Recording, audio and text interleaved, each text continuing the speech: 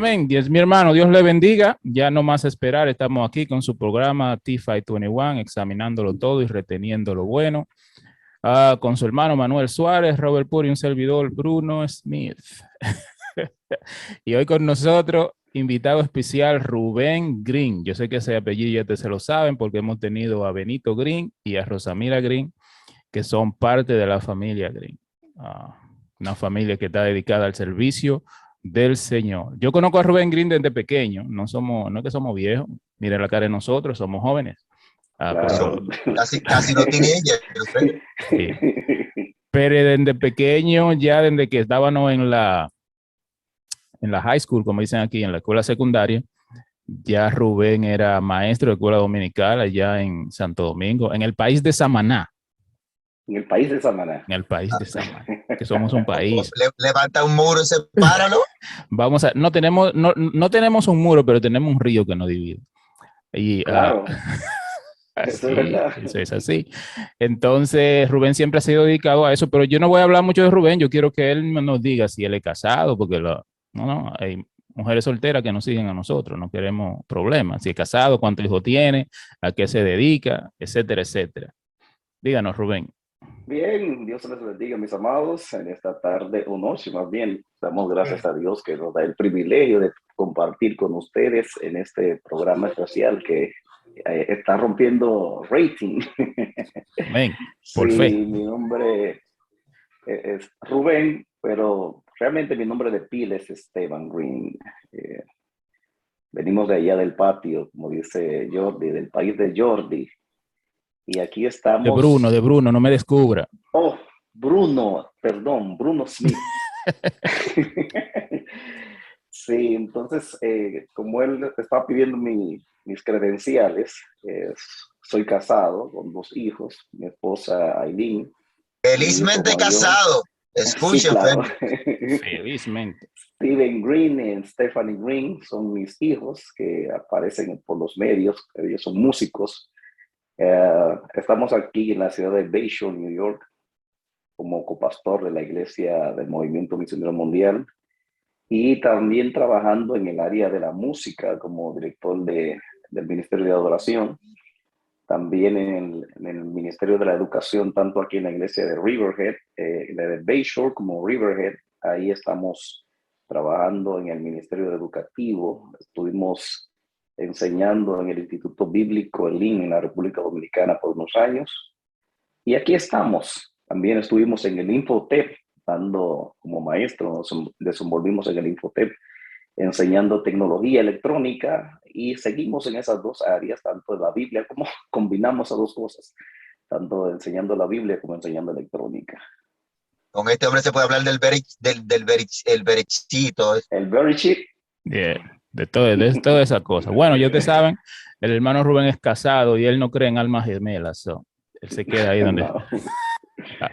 Pero Dios le bendiga. A ver, yo sé que los hermanos quieren oír el tema que vamos a entrar hoy.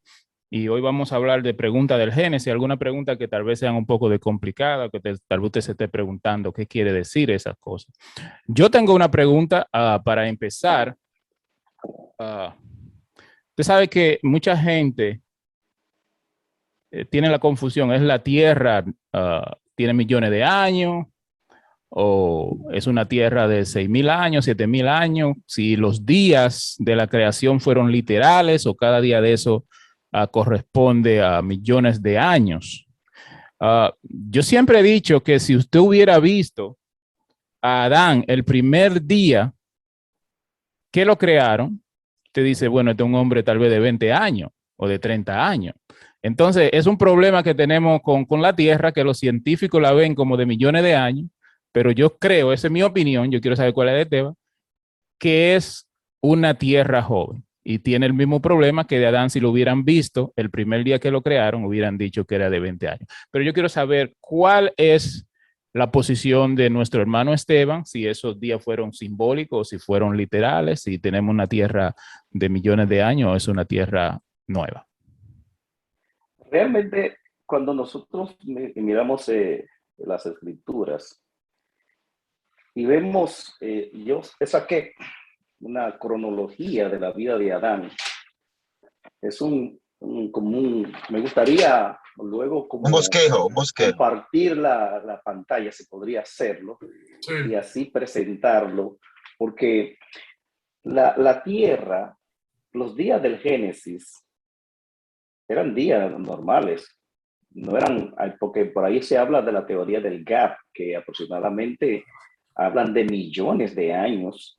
Dentro muchos ven del versículo 1 al versículo 2 una llamada teoría del gap o de la brecha, donde le adjudican ahí todo lo que es ese tiempo que la ciencia, o la mal llamada ciencia, para mí, porque la ciencia y la Biblia nunca han estado divorciadas. Cuando hay un elemento que entra de los filósofos, de los llamados científicos, contradiciendo la Biblia, eso es filosofía, eso no es ciencia.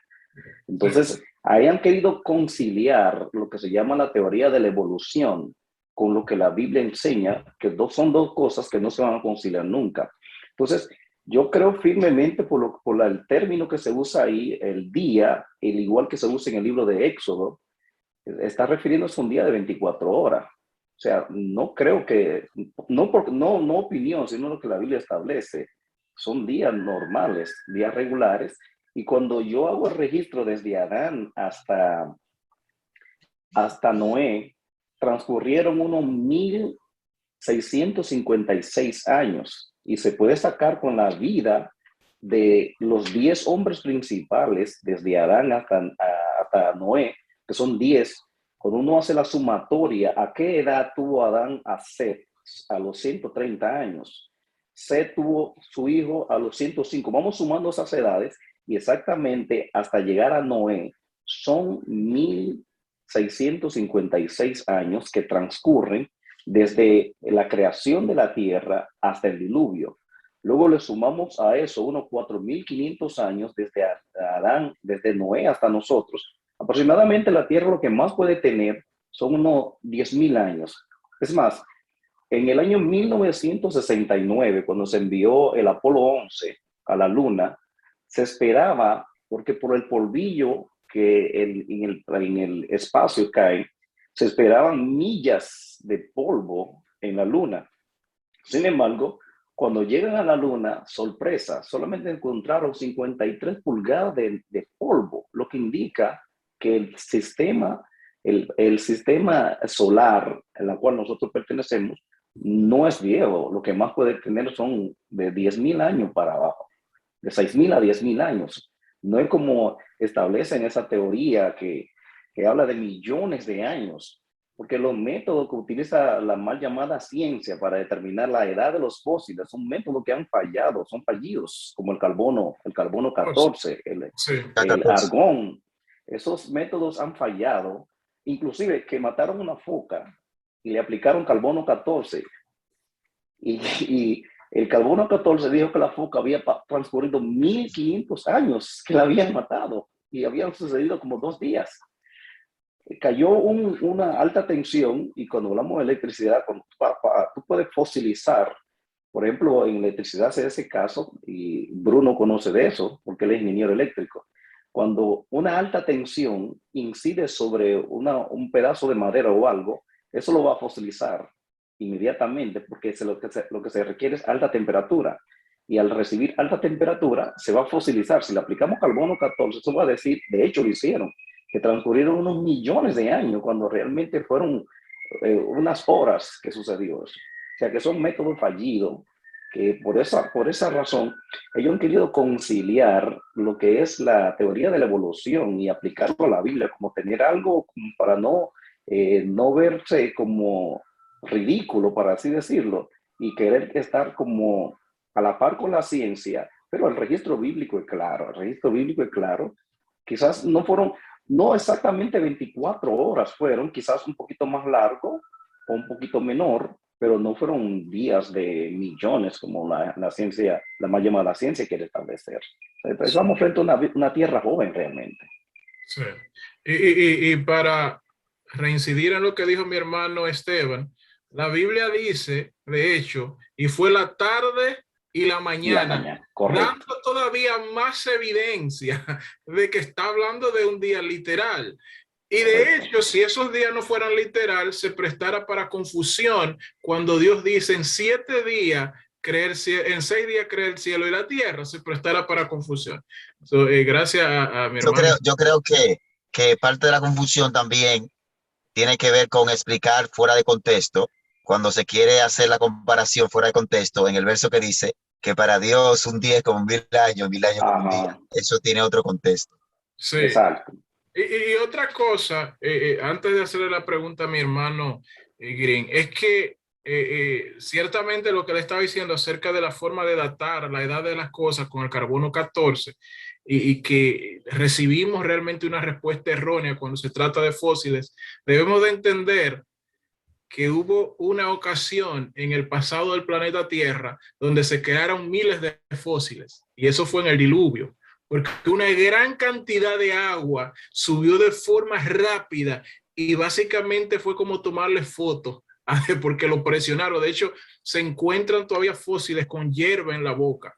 Y obviamente eso se da para dar esa data errónea.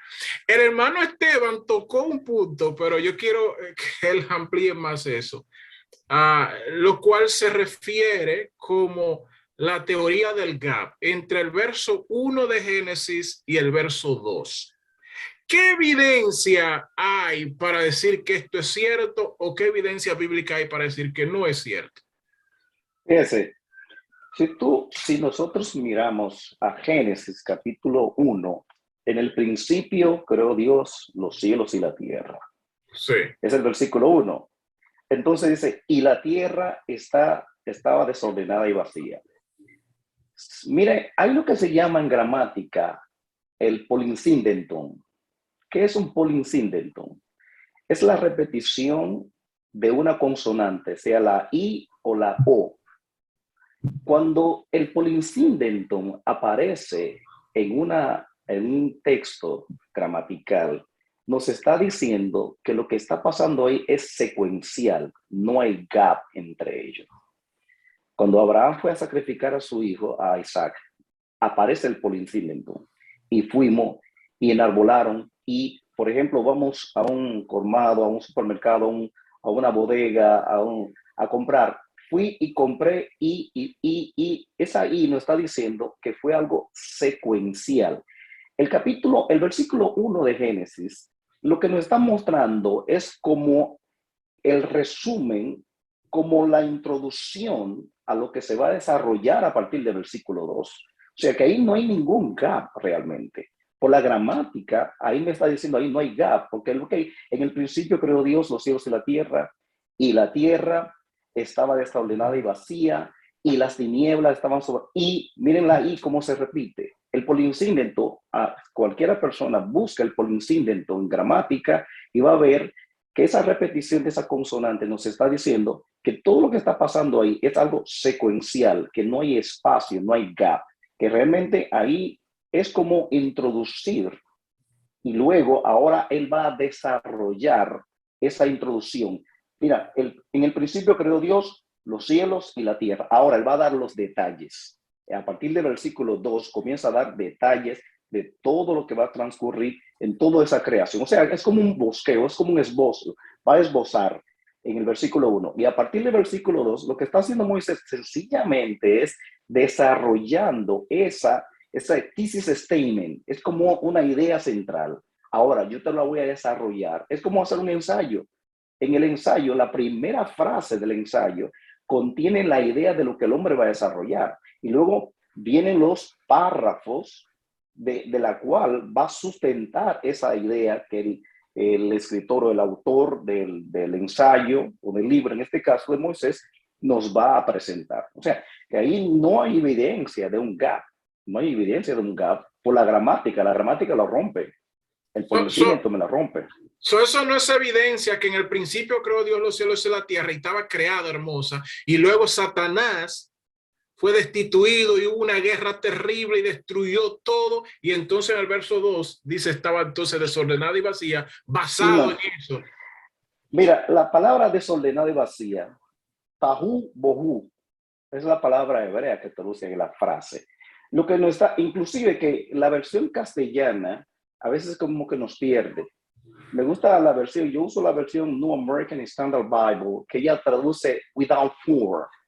O sea, sin forma. Es como te hice un edificio, ahora te lo voy a organizar cada parte. Voy a ponerlo de la cocina en la cocina. O sea, no exactamente amorfo, porque tenía forma. Lo que está diciendo no estaba como amueblada, habitable. Los elementos están ahí, ahora vamos a poner cada cosa en su lugar. Y la versión castellana dice desordenada, y ahí es donde las personas dicen, oh, no, ganando por ahí. Una creación preadámica y hay un rayo. El diablo cayó y destruyó todo, porque Jesús dijo que yo vi al diablo que cayó del cielo como un rayo, y comienzan por ahí. Pero cuando yo hablo de una creación, que yo creo que esa pregunta está por ahí, una creación preadámica, entonces eso me riña lo que Romano dice, que la muerte reinó de Adán hasta Moisés. Antes de Adán no hubo muerte. Entonces, yo digo que hubo una creación preadámica, lo que Pablo dijo en Romano, entonces hay una inconsistencia y hay que entonces conciliar esa inconsistencia. Pablo dice que la muerte no existió, la muerte antes de Adán. La hermana María Flores le manda saludos al hermano Esteban. María Flores, qué bueno. Manda saludos y se alegra por verlo por estos medios. Aplauso, bueno. Ella pone también. Y los muchachos de T521 están celosos porque ella nunca nos había mandado saludos a nosotros. No, pero ella es fiel seguidora, me consta. Esteban, tú sabes que esa teoría del gap y esa cosa, yo creo que muchas las personas y a veces los cristianos tratando de conciliar la evolución con la Biblia han tratado de hacer todas esas cosas. Yo siempre le doy el beneficio de la duda a la Biblia, porque la Biblia contiene tanta verdad de que si hay una cosa que yo no entiendo, yo la dejo ahí, porque con el tiempo y conforme la ciencia va avanzando, entonces se van a declarar esas cosas que eran verdad. Por eso nosotros a veces creemos que no han metido en la escuela la gente que vivían en las cuevas. Todavía hay gente que vive en cuevas y que vivían como que no sabían nada, que eran prehistóricos, como que eran estúpidos y esas cosas. Mira, el hombre fue creado perfecto. Y por eso vemos que al principio los hombres vivían muchísimos años. Y yo creo que también en esa perfección estaba la inteligencia. Los descendientes, los descendientes de Adán y Adán eran mucho más inteligentes que nosotros, yo creo. La inteligencia de nosotros se ha ido degradando por el pecado y después de Noé. Sí, porque una de las cosas es que hablan acerca de la evolución, en otras palabras, que formas sencillas de vida fueron siendo más y más complejas. Lo que va en contra de la segunda ley de la termodinámica, la entropía. Correcto, entonces eso va totalmente en oposición a lo que la misma ciencia establece. Y volviendo atrás un poquito, porque sé que Esteban quiere decir algo y Manuel Suárez, que yo sé que está... ¿tú sabes cómo yo veo eso? Donde dice la Tierra estaba desordenada y vacía. Hoy por hoy podemos decir que Júpiter está desordenado y vacío. Marte está desordenado y vacío, porque no había intención de parte de Dios de poner nadie allí. Cada uno de nosotros quizás tiene habitaciones en su casa que son de huéspedes y están ahí, pero si tú sabes que alguien va a quedarse ahí, entonces tú entras y las reglas, todas estas cosas. A eso creo que se refiere. Perfecto. Yo creo que Rubén tenía algo que decir. Yo creo que ¿Qué opinión te merece, Rubén? ¿Qué opinión te merece el hecho de que se plantee en Génesis, en el capítulo 1 y el capítulo 2, como dos relatos de la creación? Mira, hay lo que se llama la hipótesis documentaria, escrita por Wellhausen. La hipótesis documentaria es un documento de la alta crítica. La alta crítica es una institución alemana que lo que es, estudia la Biblia para tratar de buscar errores en ella. Nosotros los creyentes no estudiamos la Biblia para buscar errores en ella, sino para acercarnos al Dios de la Biblia. Entonces, hay un escritor judío, se llama Humberto Casutos, no mal lo recuerdo, Moshe Casuto, muy buen comentarista de la Torá y del Pentateuco. Él escribe en contra de la hipótesis documentaria. La hipótesis documentaria establece que el libro de Génesis fue escrito por 4 fuentes. Están los yavistas, los elogistas, los deuteronomistas y los sacerdotes. O sea que, por ejemplo, los yavistas se escribió para el tiempo de Salomón, como el siglo X aproximadamente. En el siglo VIII los elogistas, en el siglo VI los deuteronomistas, en el siglo IV los sacerdotes. O sea que, porque él dice que en el libro de Génesis hay momentos que Moisés usa el nombre Elohim y otra vez utiliza el nombre, el tetragramatrón. Sí.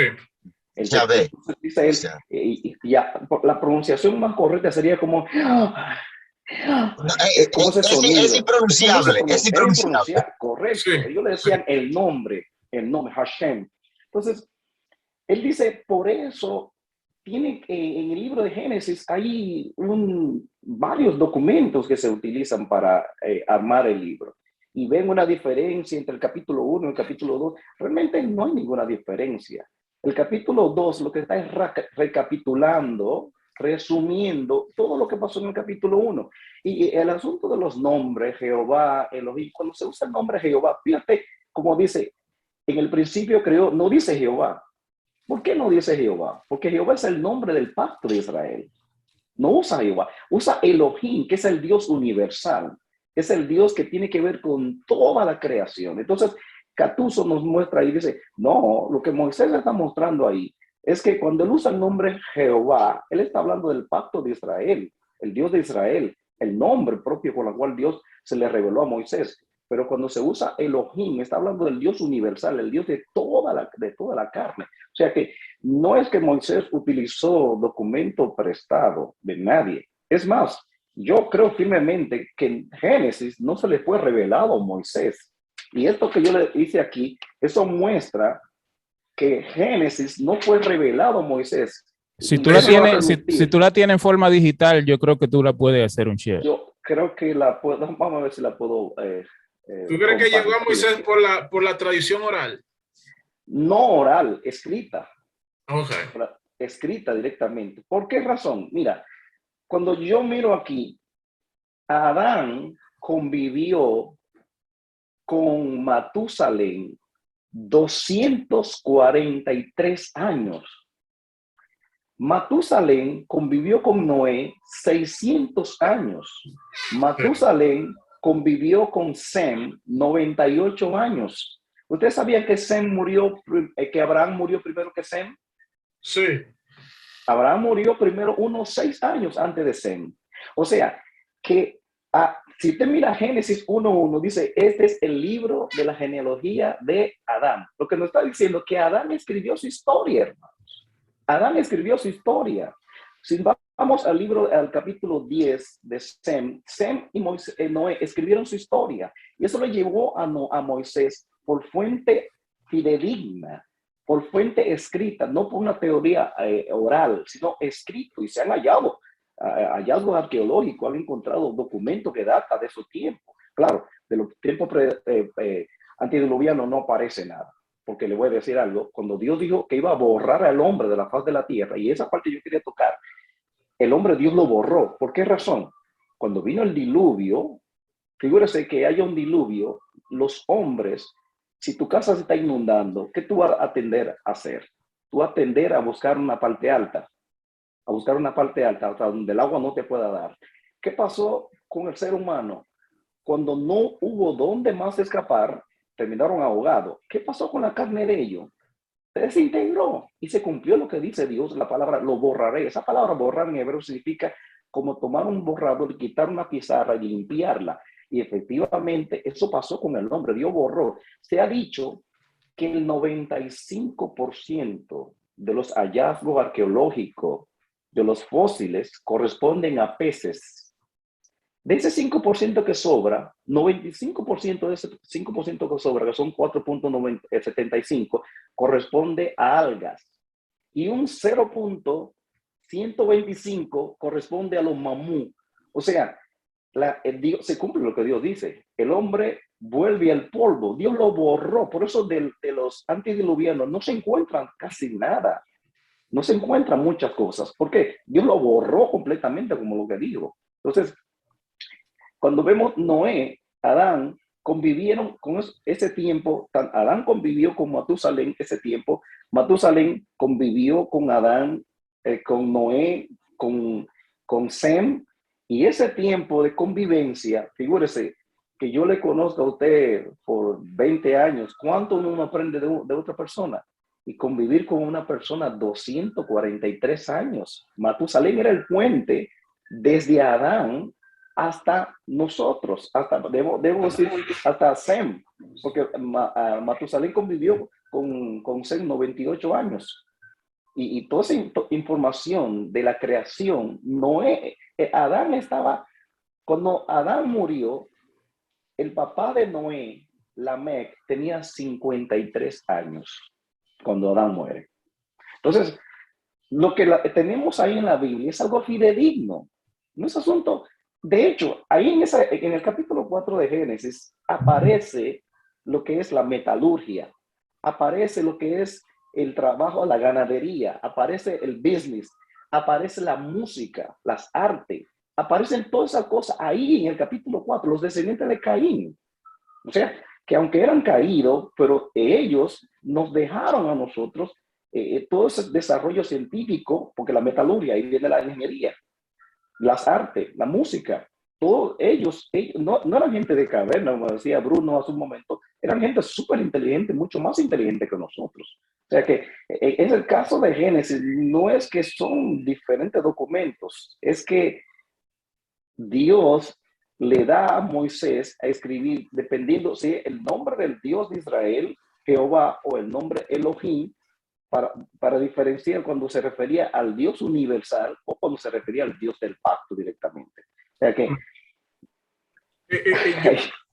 Perdón. Bendiciones y saludo para Juana Green, que está en sintonía.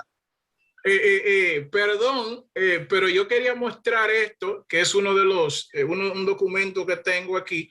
Se llama World History Chart, o la historia del mundo en acuerdo con la Biblia. Y lo que le estaba diciendo el hermano Esteban Green, si ustedes ven, este es Shem, esto no está muy pequeño, yo sé que está muy pequeño, sí, pero este es Shem aquí y este aquí es Abraham. Y si ustedes pueden ver, verdaderamente Abraham muere primero que Shem. Y esta es la historia de la humanidad entera. Esto es un documento que le digo que si quieren obtenerlo, comprarlo, sería de mucha ayuda. Tiene la historia de la humanidad. Nos enseña que cuando Confucio estaba en China en los tiempos de Daniel. Tiene mucho paralelo entre lo que es secular y la palabra de Dios. Muy importante. Correcto, muy bueno, muy bueno, sí. Muy buen documento. Sí. Rubén, Esteban, mejor dicho. Tengo otra pregunta para ti. Tú sabes que en el orden de la creación hay algo que como que parece como que se contradice según la gente, porque dice que Dios creó la luz, pero todavía el sol no estaba creado, como que el sol es la fuente de la luz. Pero, ¿cómo tú puedes explicar eso? Que Dios creó la luz sin haber existido el sol, ni la luna, ni las estrellas. Ese es el problema. El sol se crea el día 4, las grandes lumbreras. Yo voy a partir de lo que la gente por ahí habla del Big Bang. Yo creo que existió un Big Bang, pero un Big Bang por un Big God. Sí. Porque el universo, cuando Dios dijo, sea la luz, mire, es como tener una vela en mi casa. Había luz ya. Había ya luz. El día primero, lo primero que Dios hace. Ahora, el día 4, cuando Dios crea la lumbrera, la grande lumbrera, el sol para que señoreara de día, la luna de noche, lo que Dios hizo es que colocó la luz que él había creado en el sol. Y ahora el sol nos da dos cosas más, luz, calor y energía. Luz, calor y energía para que la vida sobre la tierra sea el proceso de la fotosíntesis y otros aspectos que necesitamos de la luz, que nos da el sol, el calor del sol, que tenemos energía solar.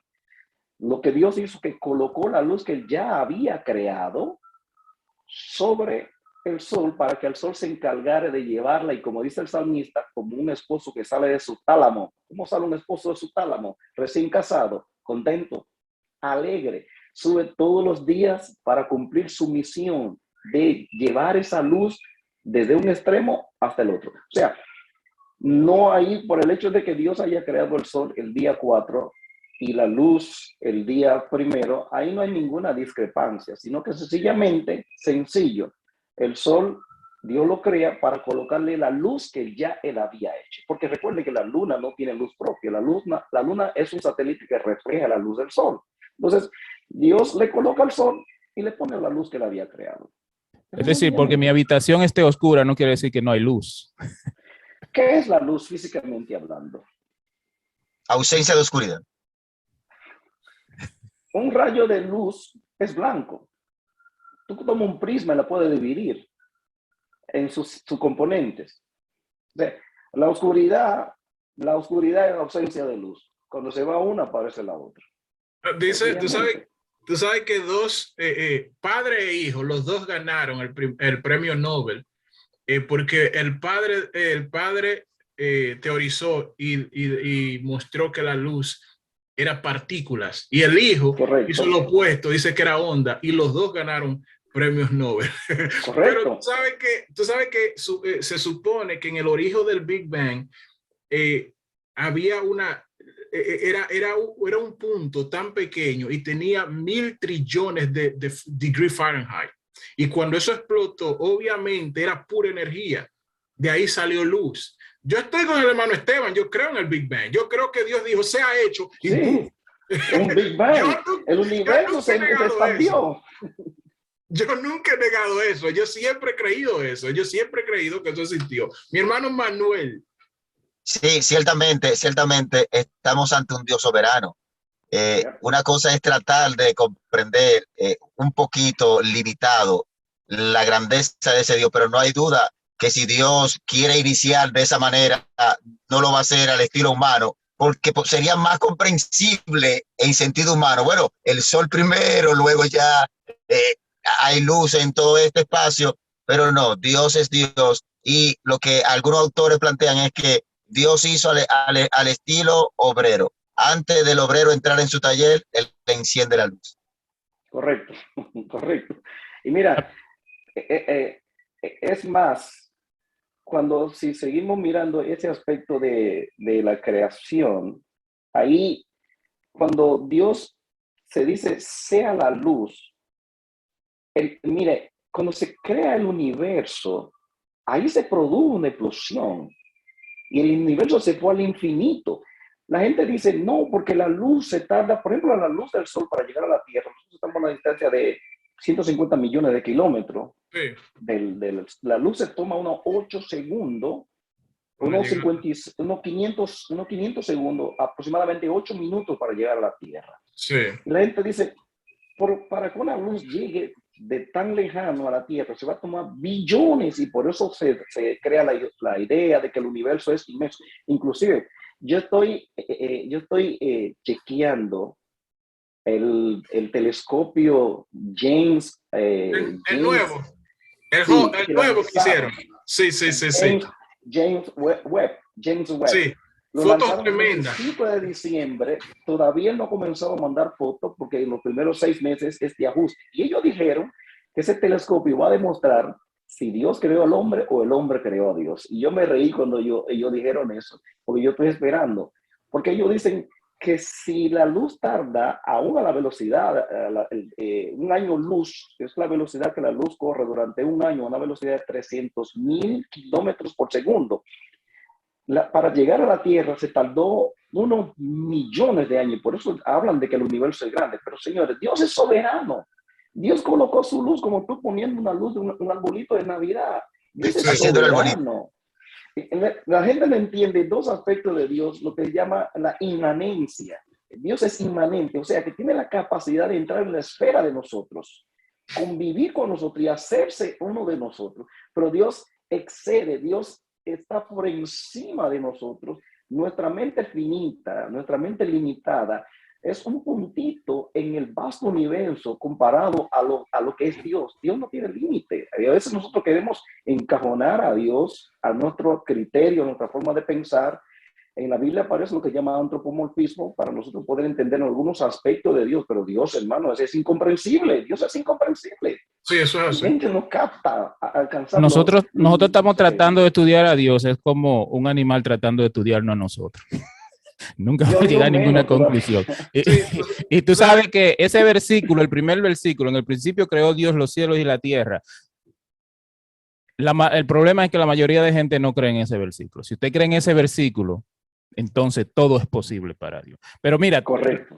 Esteban, tengo dos preguntas para ti.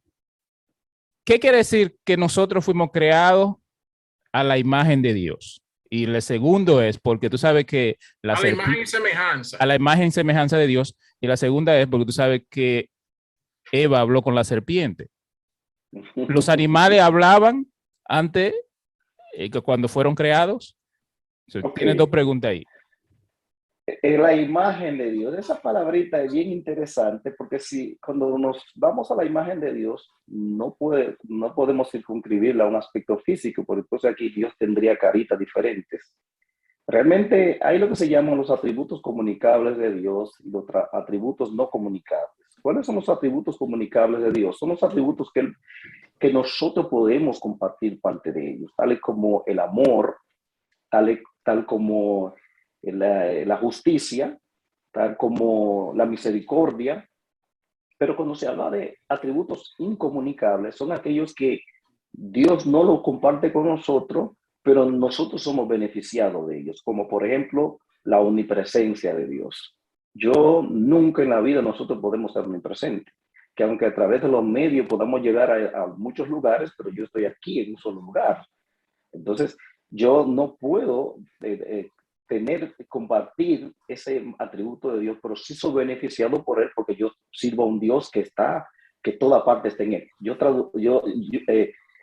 Robert, la gente traduce la omnipresencia de Dios como que Dios está en toda parte. Yo digo, no, Dios no está en toda parte. Porque si Dios estuviera en toda parte es más grande que Dios. Es como un envase. Sí. Tú Sí, llenas un envase de agua. ¿Cuál es más grande? ¿El envase o el agua? El envase cubre el agua. Entonces yo digo, toda parte está en Dios, qué diferente.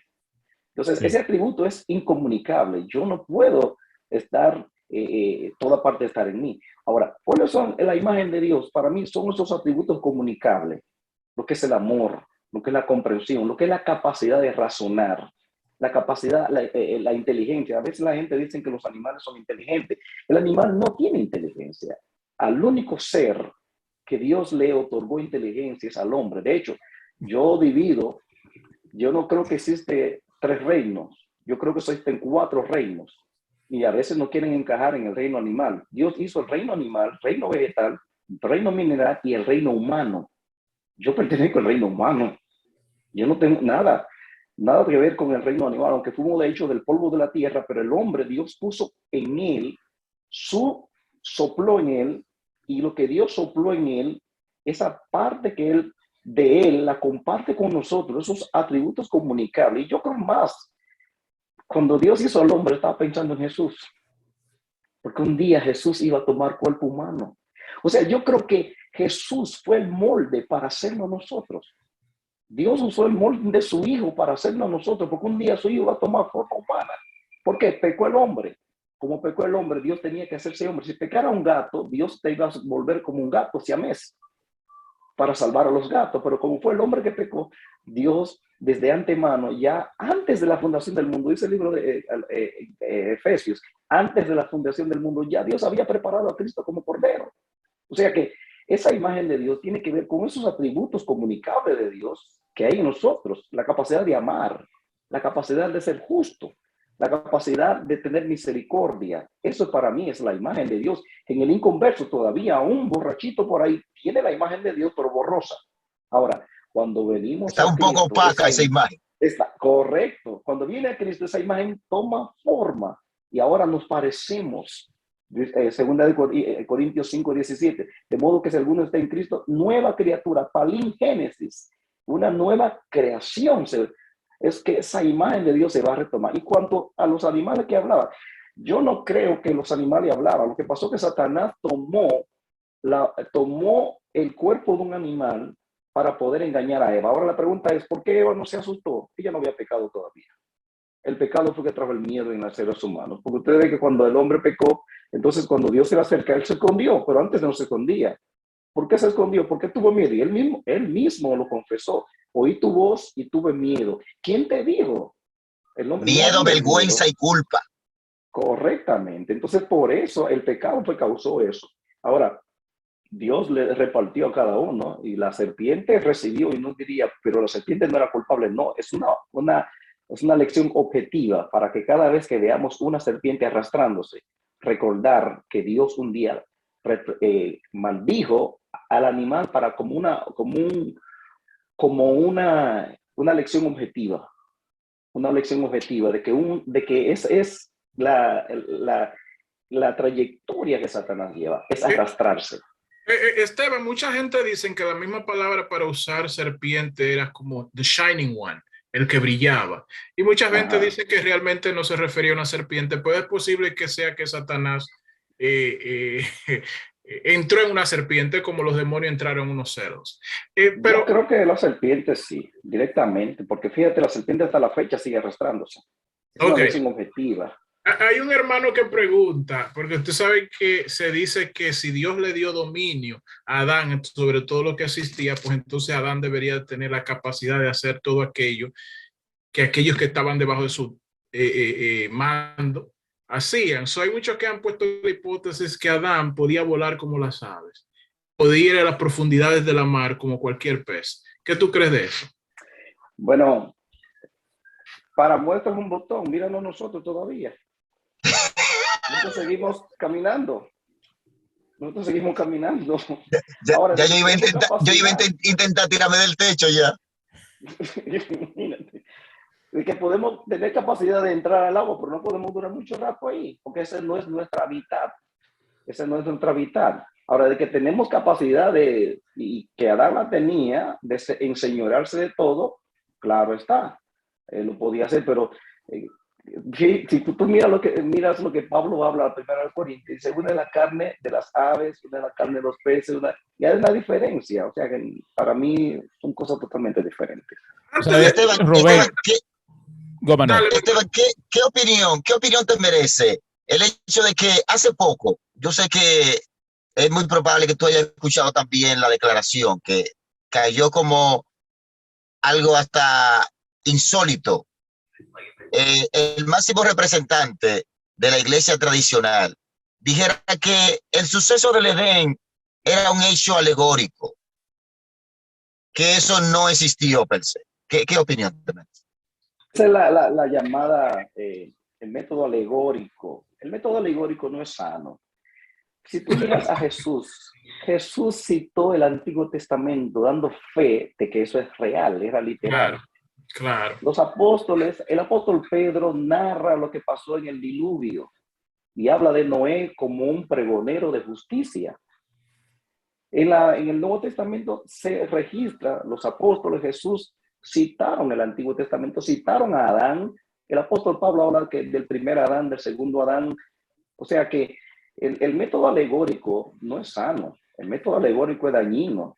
Y eso es lo que la alta crítica presenta, inclusive muchos llamados cristianos. Yo creo que un cristiano verdadero no debió aceptar esa idea, porque eso es denigrar, eso es poner por el suelo la palabra de Cristo. Sí.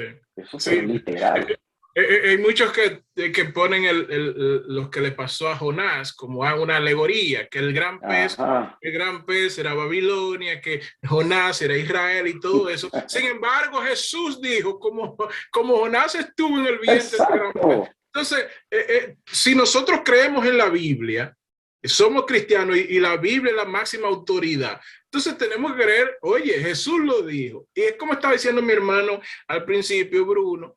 Si nosotros creemos Génesis 1:1, podemos creer restos sin problema.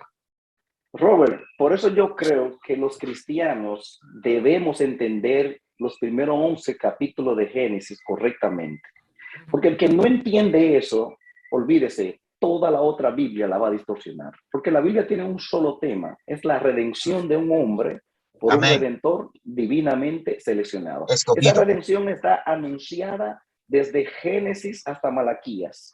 Esa redención se manifiesta en los evangelios. Esa redención se expande en el libro de los Hechos. Esa redención desde Romanos hasta Judas se explica. Y esa redención en Apocalipsis es el cumplimiento total de ella.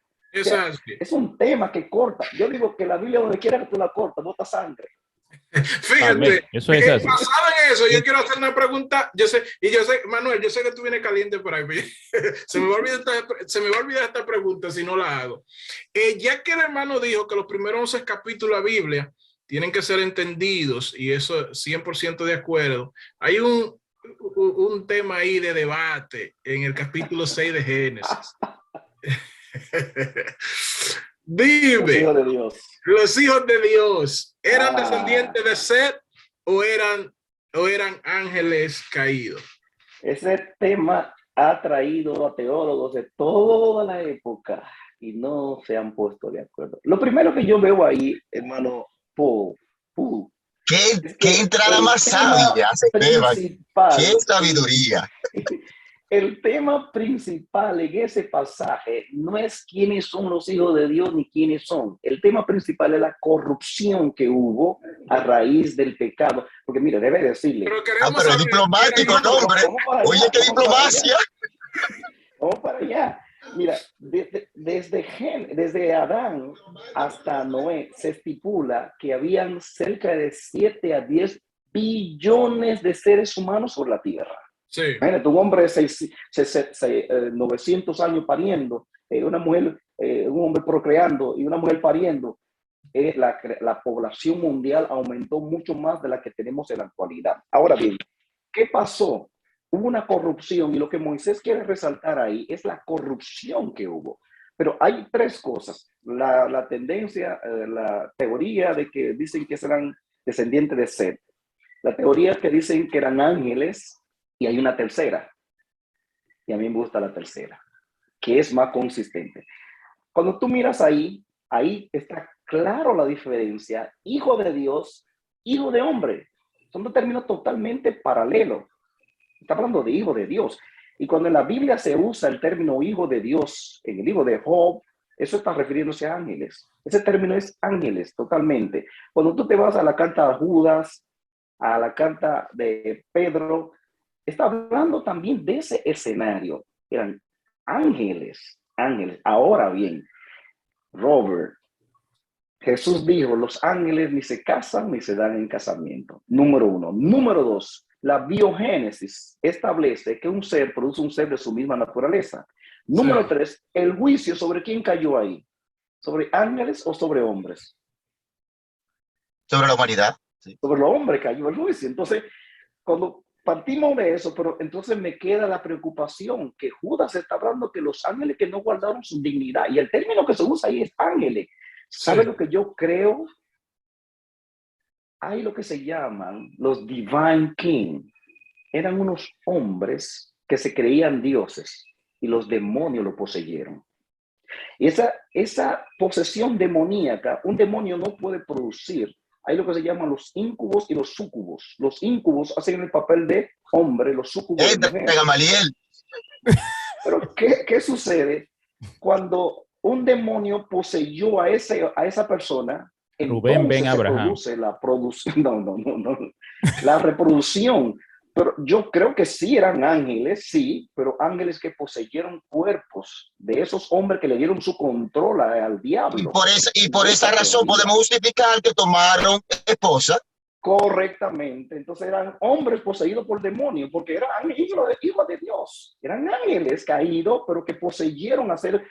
Estudiate la teoría de los Divine King. Eso surgió en el 1950 y pico. Los Divine King, reyes divinos. Se creían reyes. Fíjate, Esteban, que obviamente yo no soy de los que cree que la descendencia de Set. Hay muchas personas que se corrompieron también. Sí, exactamente. Hay muchas personas que se apegan a ese credo. Pero hay algo un tanto extraño, porque si una persona endemoniada, vamos a decir, se llega a una mujer, los hijos no son gigantes, son gente normales. Es que la palabra gigante ahí no nos los Nefelín, que la Biblia dice que eran enormes. Yo particularmente, Esteban, lo que dice Judas es como una estampa sobre eso. Entonces, mira, estamos ante un tema sobre el cual se ha corrido mucha tinta.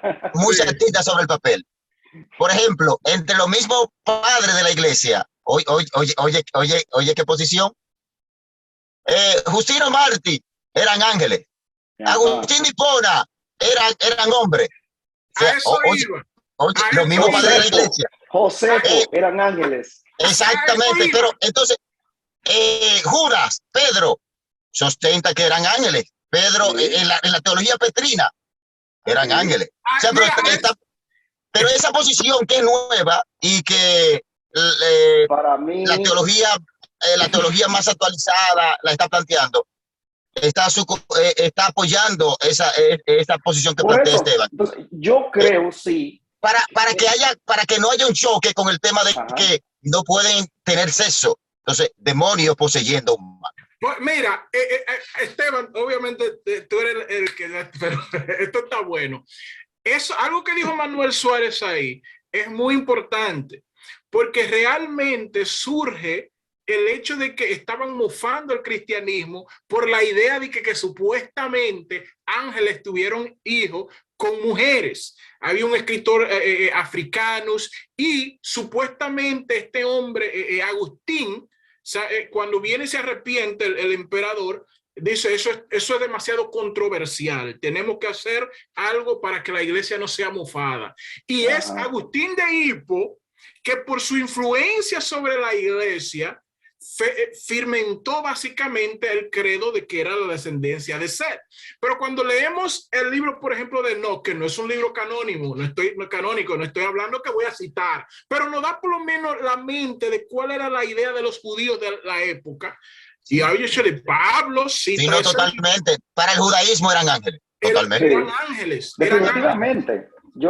Por eso yo digo, en nuestro círculo, la mayoría de gente dicen que eran descendientes de Set, pero fíjate, la descendencia de Set se corrompió. Solamente sobrevivieron 8 personas. Yo no creo que los hijos de Dios eran los descendientes de Set. Eso no tiene asidero ahí. Ahora, yo sí creo, porque cuando yo leo a Judas y a Pedro, y el término que se usa ahí, ángeles, pero entonces hay un problema, y es cuando yo voy a la biogénesis, entonces me riñe, hay inconsistencia. Cuando voy a lo de Jesús, me riñe. Pero nota, la tradición establece que Noé tenía aproximadamente como 13 pies de alto. La tradición establece.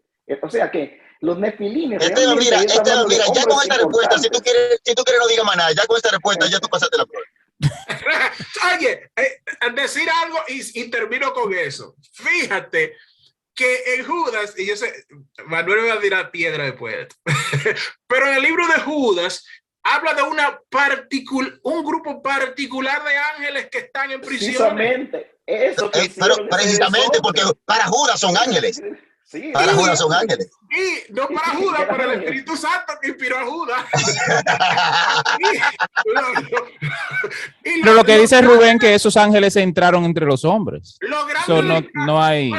Lo grande del caso es que cuando, por ejemplo, yo he tenido ese argumento que la Biblia dice que los ángeles ni se casan ni se dan casamiento. Bueno, pero eso estamos hablando de los ángeles que no están supuestos a hacerlo. Esos son los ángeles que están debajo del mando de Dios y obedecen a Dios. Y es por eso que están en prisiones, porque, oye, hicieron algo que no debieron de hacer. El resultado, nosotros vemos en el Antiguo Testamento ángeles que oye, cogieron cuerpos humanos, no que poseyeron a nadie, y comían. Sí. Sin problema. Tomaron forma, exacto. Sí. Precisamente, sí, eso es correcto. Lo que se parecieron a Lot, sí, perfectamente lo que tú dices. Comieron. Pero dice Judas que ellos están aprisionados en el abismo. Sí. En el abismo.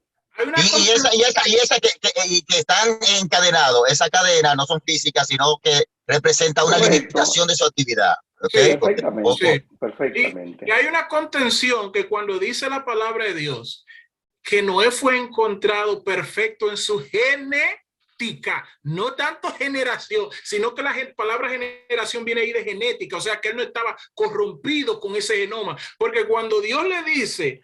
Vamos a tener que hacer otro programa con eso, porque Robert se la cogió con eso. Déjame soltarlo ahí entonces.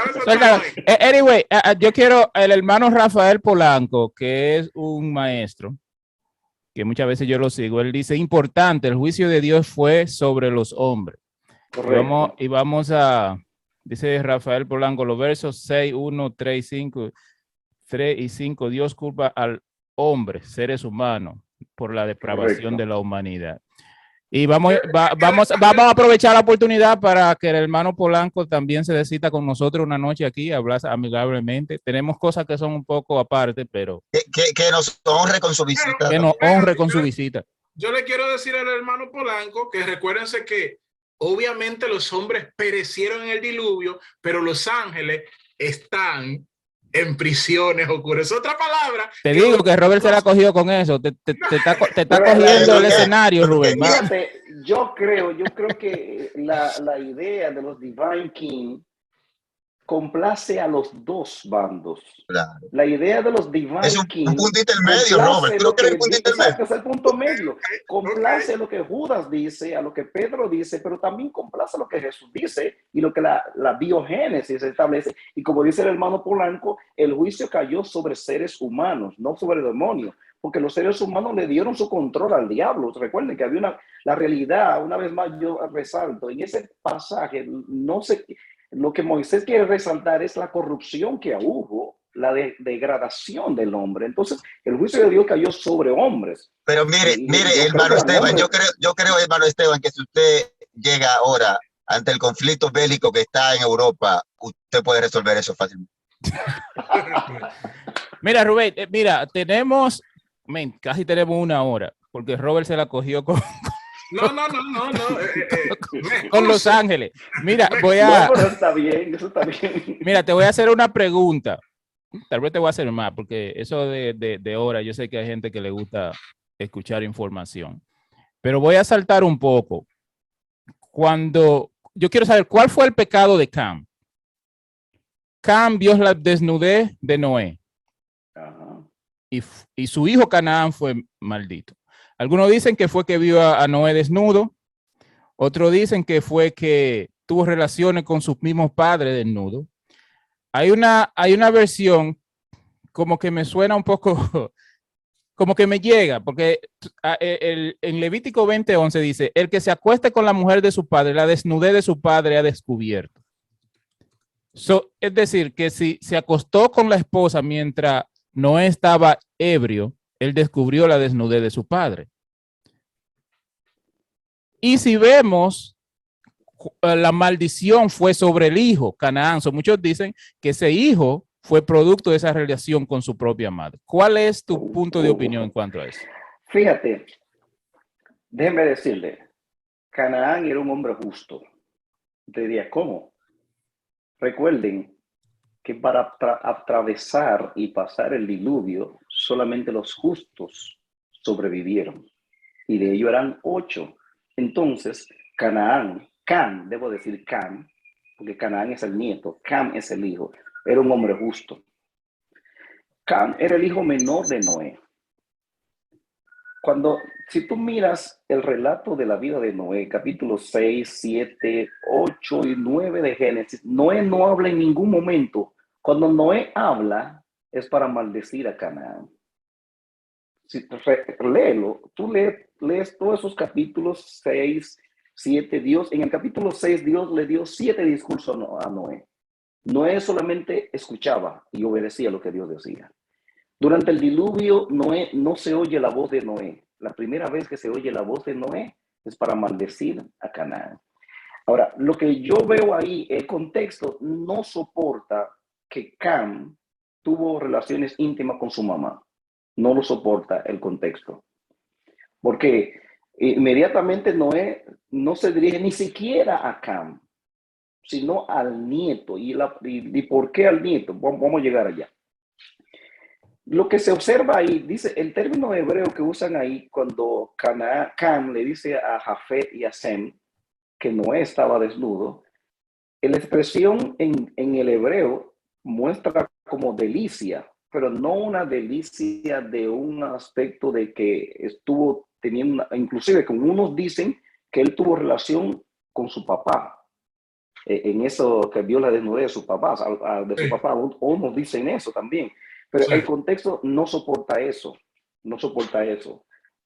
Lo que pasó ahí es que él como que lo hizo como, ese deleite fue como una burla, como una mofa, aunque era un hombre justo, pero ahí muestra la raíz del pecado que venía, que aunque los antediluvianos murieron, pero esa raíz del pecado quedó ahí todavía. Entonces ahí la refleja en ese aspecto. Cuando ustedes miran, sus dos hermanos fueron de espalda y cubrieron la desnudez de su papá. Cuando el papá lo supo, no el registro bíblico no nos dice nada, como Noé lo supo, de una forma lo supo, y él se pronuncia contra el nieto. Se dice, como es Moisés que escribe, lo que se ha mostrado por el contexto, que los hijos de Cam, uno de ellos no creyó a Dios. Dentro de ellos estaba Canaán, y por eso el juicio va sobre Canaán. Y Noé lo maldice, le expresa. Y si usted mira la historia de Israel, si miran la tierra que habitaban los cananeos una de las cosas que lo destacaba a ellos era la vida de la desnudez. Ellos vivían ese tipo de vida. Y efectivamente lo mismo que le pasó a Noé.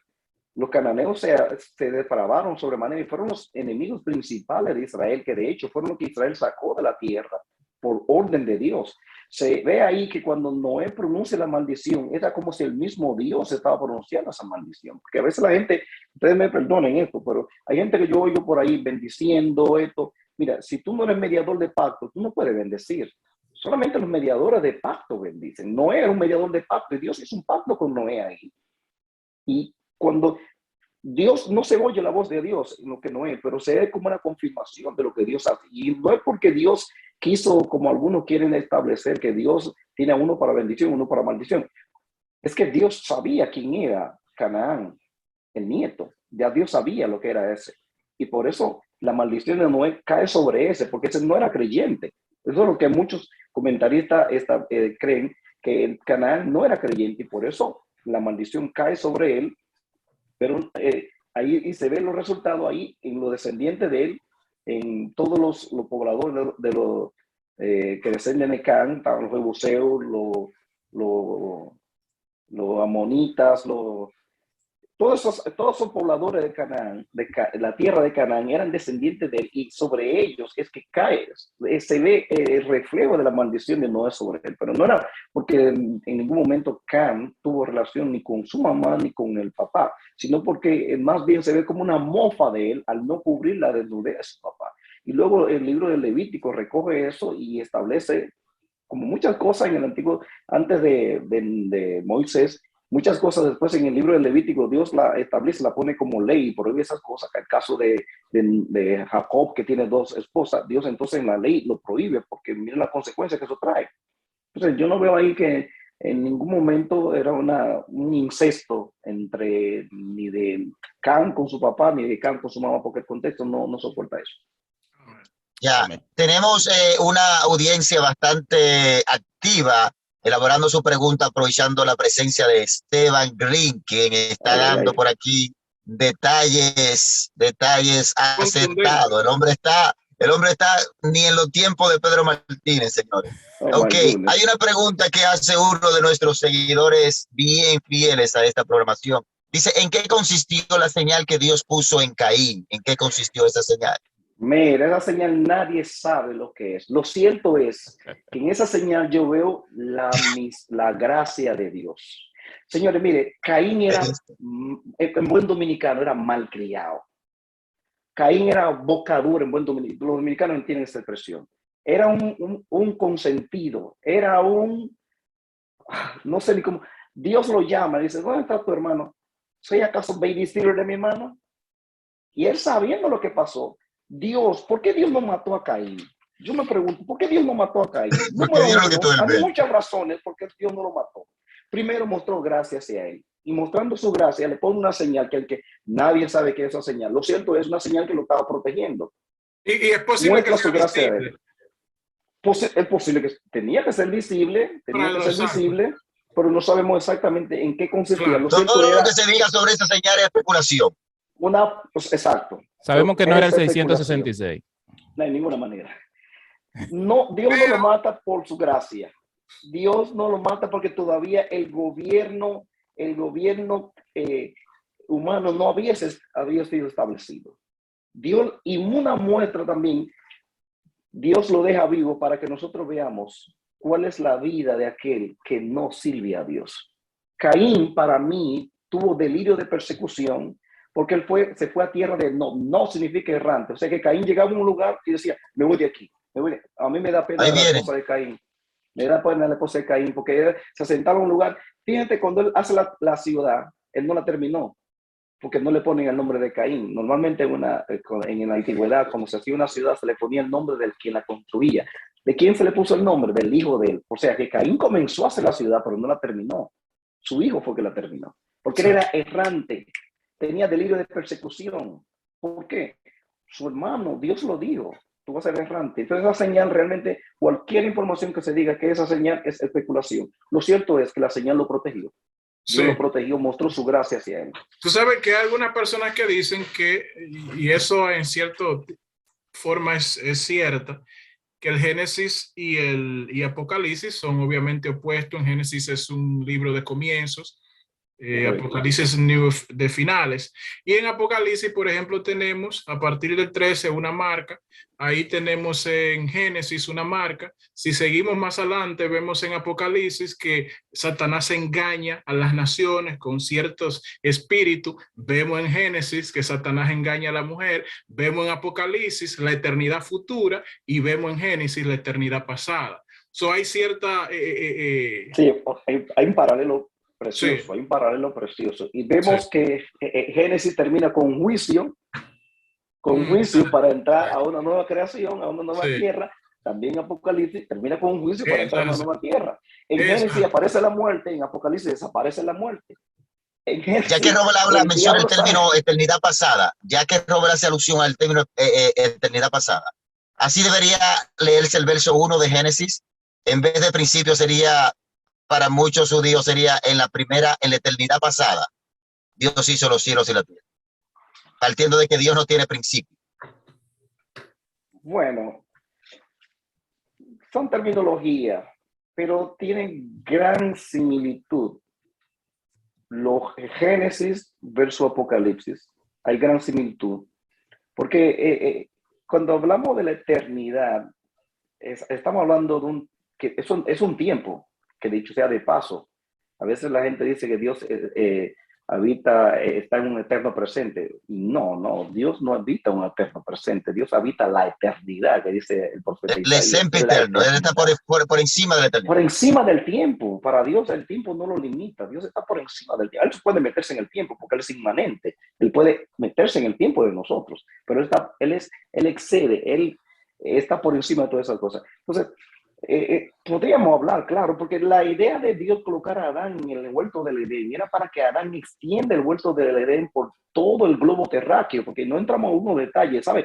Existía un solo continente, el llamado la Pangea o supercontinente. Sí. Y después del diluvio fue que se deformó todo. Claro. No había llovido en ningún momento. Y la Biblia del 60 dice que un vapor, realmente la palabra no es vapor, es un sprinkler. Es un sistema de regadío, y de ahí salieron 4 ramales de ríos, que todavía existen 2 de ellos, el Tigris y el Éufrates, todavía existen.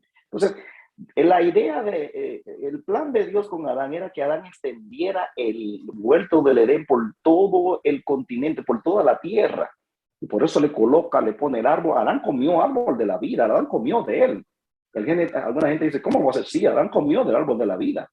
Ahora, después que pecó, Dios le prohibió la comida, porque tú ves que vuelve otra vez en el libro de Apocalipsis el árbol de la vida a aparecer. El árbol de la vida el árbol de la vida hay que estar constantemente comiéndolo. O ese, por lo menos. El de Génesis, Adán lo comía antes de pecar, pero después que pecó, Dios le prohibió la entrada. Hasta el camino le puso prohibición de entrar. Tú sabes una cosa que acerca de lo que dijo Manuel, y tú me corriges si esto es mal. Yo creo que Génesis 1:1, cuando dice en el principio creó Dios los cielos y la tierra, no es lo mismo en el contexto de Juan 1, donde dice en el principio. En ninguna manera. El principio que vemos en Génesis 1:1 es cuando Dios crea la Trinidad de el tiempo, el espacio y la materia. En el principio, tiempo, medida de tiempo. Creó Dios los cielos, espacio y la tierra. Ahí están los tres. Y cada uno de esos tres tiene sus estados. Ese principio yo no diría que es la eternidad pasada, más bien es el tiempo donde Dios comenzó la creación. Ahora, Juan, cuando en Juan dice en el principio, ahí estamos hablando de realmente algo que no puede ser medido realmente por tiempo, porque está hablando del Dios que no tiene un principio. Yo estoy de acuerdo contigo 100%. El principio de Génesis es el inicio de las cosas. El alfa, sí. Y yo siempre digo a la gente, hoy hablamos de Omicron, de Delta, pero nosotros recordemos a la gente que Omicron y Delta está dentro de alfa y omega. Siguiéndonos moviéndonos ahí en el Pentateuco, un poquito tanto quedándonos en Génesis, moviéndonos un poquito más allá, el ángel de Jehová. ¿Qué opinión te merece? ¿Quién es ese personaje? Para mí, directamente era el Jesucristo. Porque en un momento, cuando se le presenta a Josué, ¿qué le dice? Lo mismo que Dios le dijo a Moisés: quítate el calzado de los pies. Y él se postró y le adoró. En el ángel de Apocalipsis, Juan se postró como 2 o 3 veces para adorarle. Y el ángel le decía: no me adore, adora a Dios. Pero el ángel del Antiguo Testamento, ese aceptó adoración. Entonces yo creo que era una adoración y tiene poder para perdonar el pecado también. Correcto, es una teofanía. Eso para mí será Jesucristo. Ese es el mismo Jesús, el ángel de Jehová del Antiguo Testamento. Una última pregunta de mi parte, y se refiere a una pregunta que le hicieron. Yo sé que ya Esteban está mareado, pero una última pregunta. Mira, cuando tú estabas hablando acerca de la imagen de Dios, en un futuro, cuando le vamos a ver cara a cara, ¿qué veremos?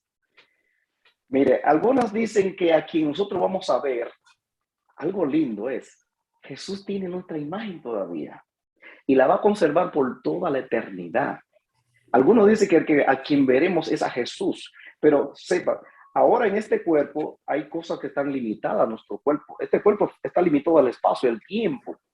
Pero ahora, como dice Pablo, tenemos un soma suche, un cuerpo controlado por las emociones. Está hablando en lenguaje. Tenemos un soma neumaticón.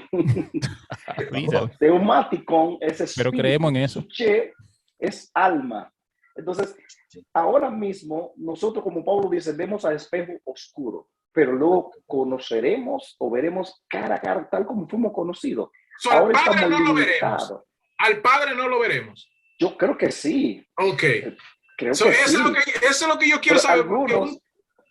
Algunos dicen que la silueta que veremos es la silueta de Jesús, pero es que Juan, el capítulo 4, dice que Dios es espíritu. Ahora mismo nosotros no podemos ver nuestra condición física, pero yo sí creo que va a llegar un momento que nuestro cuerpo será transformado y podremos tener la capacidad de hecho, por eso tendremos que ser transformados para poder verle. Sí, sí.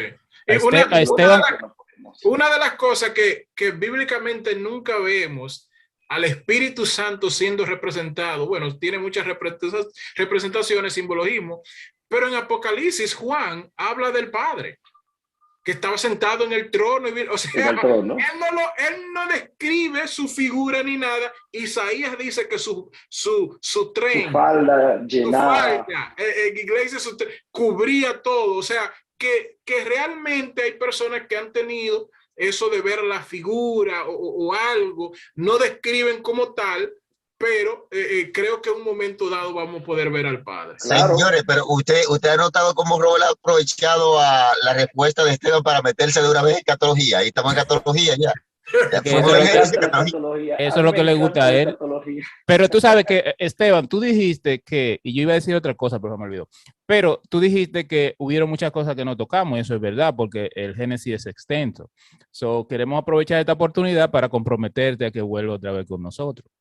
No hay problema, estamos a las órdenes. Porque no hablamos en profundidad del diluvio, no hablamos en profundidad de la torre de Babel, Nimrod, que tiene... Nimrod y muchas otras cosas que podemos hablar. Pero ya para terminar, porque tenemos 1 hora para no cansar a los que nos están mirando, dinos si el diluvio fue universal y si hay evidencia de ello. Claro que fue universal. Fíjate, Amén. se cree que las aguas alcanzaron unos niveles de unos 17,000, o sea, el dato no me acuerdo exacto, por encima de la montaña más alta.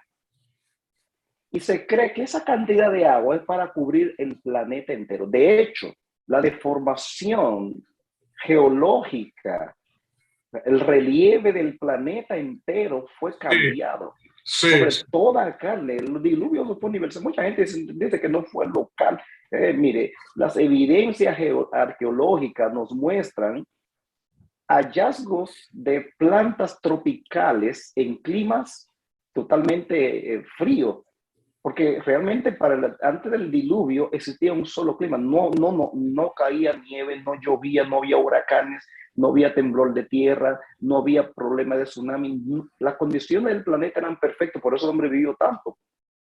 Una vez vino el diluvio, todo sufrió deformación, esos cañones que se han formado, esas elevaciones sobremanera, eso se produjo por causa del diluvio. Y los hallazgos arqueológicos son un testigo evidente de que fue una... De hecho, la palabra diluvio en griego es cataclismo. Eso tuvo corte, el planeta entero, el planeta. Inclusive, miren, en el 2003, cuando hubo el tsunami por ahí en el Asia, Oh, sí, sí, sí. la, ¿Cómo viajó toda la secuela geológica? correcto. Mira, el polo norte se movió como unos centímetros, 2,45 centímetros se movió. Y eso solamente fue allá, creo, en la Filipinas, creo. Por allá en la parte de Asia. Y eso solamente hizo cambio en el planeta entero. ¿Cuánto más este diluvio, que fueron 40 días? Y no solamente, la gente a veces cree que llovió nada Sí, más. sí, Mira, ahí exacto. se produjo, debajo de la tierra, se Sí. produjeron erupciones volcánicas, se produjeron todo tipo de maremotos, toda esa combinación, todos esos elementos, fenómenos atmosféricos se produjo en el diluvio para dar ese cambio que la tierra tuvo. De la Quiero forma que decir eso fue algo. universal. Quiero decir algo y el hermano Esteban me corrige si estoy equivocado y con esto obviamente termino y es obviamente afirmando de que el diluvio era universal. 3 puntos. Primeramente, si el diluvio no fue universal, Dios habló mentira. ¿Por qué? Ajá. Porque Dios dijo, nunca más destruiré al mundo con diluvio. En otras palabras, que eso no se dará más. Pero nosotros vemos muchos diluvios locales. Hay diluvios locales en muchas partes. Si el diluvio Correcto. era local, Dios ha hecho esto de nuevo. Lo único que no hemos visto de forma universal es el diluvio universal. Eso por una parte. Lo segundo es de que la Biblia dice que las cataratas del gran abismo se abrieron. En otras palabras, que debajo de la tierra ante el diluvio no era una esfera perfecta, pero era algo muy parecido. Tenía pequeñas elevaciones, pero no había tantas cuevas y Exacto. hoyos como existe. Entonces, todo eso estaba debajo de tierra. Cuando caen las aguas y toda esa agua explota para arriba, porque eso dice la Biblia, ¿qué sucedió con esa corteza terrestre cuando toda esa agua estaba arriba de ella? Se desplomó. Y por hoy tenemos partes en el océano que tiene hasta 8 kilómetros de hondo. Es por esa razón, porque el globo entero fue cubierto de agua y entonces hubo desplomaciones. Muchas personas quieren mofar a Génesis hablando de que, miren, en Argentina tenemos ciertos animales y cosas. ¿Y cómo fue que esos animales que no nadan, cómo esos animales llegaron ¿Cómo los de canguros Irak? llegaron a Australia? Exactamente. ¿Cómo llegaron de Irak, que era el credo de la civilización, a todos esos lugares distintos? Es que realmente era un solo supercontinente. Se llamaba Pangea. Y hay algo bien específico que en Génesis capítulo 1 habla de mares plural. Y en Apocalipsis dice, el mar no sería más. ¿Por qué? Porque hoy por hoy hay un solo mar, ¿eh? Nosotros podemos llamar Atlántico, Pacífico, Indio, pero hay un solo mar, porque tú puedes llegar de cualquier punto en el mar a cualquier otro punto sin pasar por tierra, porque es un solo mar. En el principio no era así. Lo que había eran lagunas grandes cuerpos de agua, que será lo mismo que existirá en el Apocalipsis, cuando entonces habrá masas, pero la mayoría del planeta Tierra será tierra, no será agua. Correcto. Ahí va Manuel otra vez, Robert, con el Apocalipsis. Y el que el hombre no sé qué, el hombre va y con la escatología encima. Oye, me están atacando hoy tremendamente. Bueno, pero mira, mi gente que nos está mirando, yo no sé si Rubén tiene algo más que decir para terminar, pero ya sí, vamos yo quiero cerrar Dime. esta parte. Mira, por ejemplo, el caso de los animales que llegaron. Fíjate, el estrecho de Bering, que está entre la Siberia y Alaska, se cree que eso tiene una dimensión de de unos 1500 millas, y ahí se cree que vino el hombre americano para acá. Entonces, cuando se produjo el diluvio, quedaron pedazos de tierra que comunicaban. De hecho, el Caribe, esas islas del Caribe, la arqueología ha demostrado que pertenecía a un planeta, a un continente. De hecho, el Pico Duarte en la República Dominicana, ¿de dónde viene? Es de la Cordillera Central de México. Está conectado directamente con la Cordillera Central de México. Yo sabía que yo era mexicano. Hay una conexión y de esa forma llegaron los animales. Ahora, ese canal que existía para comunicar la Siberia con Alaska, hoy no existe, pero antes estaba. O sea, que recientemente el diluvio, los animales se expandieron y llegaron a todos los lugares de esa forma. Claro. O sea, que ahí no hay ninguna cosa de mofarse. Eso se muestra ahí que lo que Dios, y Jesús habló de esos días de Noé. Y si Jesús habló de esos días de Noé, entonces indica que fue algo universal. Fue algo universal. Amén. Amén. Bueno, mis hermanos que nos están escuchando, hemos llegado a nuestro final. Gracias por mantenerse con nosotros. Ya ustedes oyeron, nuestro hermano Esteban va a estar de nuevo con nosotros, no sabemos cuándo, y ya vamos a seguir hablando ya sea del Génesis o del Apocalipsis o de Daniel, lo que sea. El hombre versado en todo. Como decía el hermano Rubén, si cortamos la Biblia hay sangre por donde quiera. Y lo que él se refería es que Cristo, la sangre de Cristo, está donde quiera. Y no me gusta terminar el programa sin decirle a alguien que tal vez no ha aceptado a Jesucristo, que Jesucristo es el único camino al Padre, a la vida eterna. Amén. Amén. No hablamos mucho del diluvio, pero si hablamos del arca, la puerta es símbolo de Cristo. Y por esa puerta es que entraron hacia el arca. Y dice que el mismo Dios cerró esa puerta. No espere que Dios cierre la puerta de entrada a la vida eterna, que es Jesucristo. Amén. Yo veo ahí a Manuel saboreando, ya yo iba a cerrar, pero si tú tienes que decir algo, dime.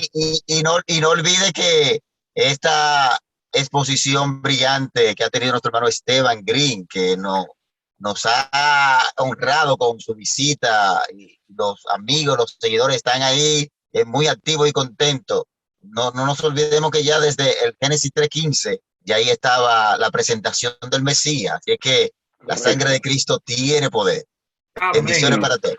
Amén. Dios le bendiga, Amén. mi hermano. Este fue su programa T521, examinándolo todo y reteniendo lo bueno. No se olvide de suscribirse a nuestros canales para que tengan la información cuando volvamos otra vez de nuevo. Dios le bendiga y hasta la próxima.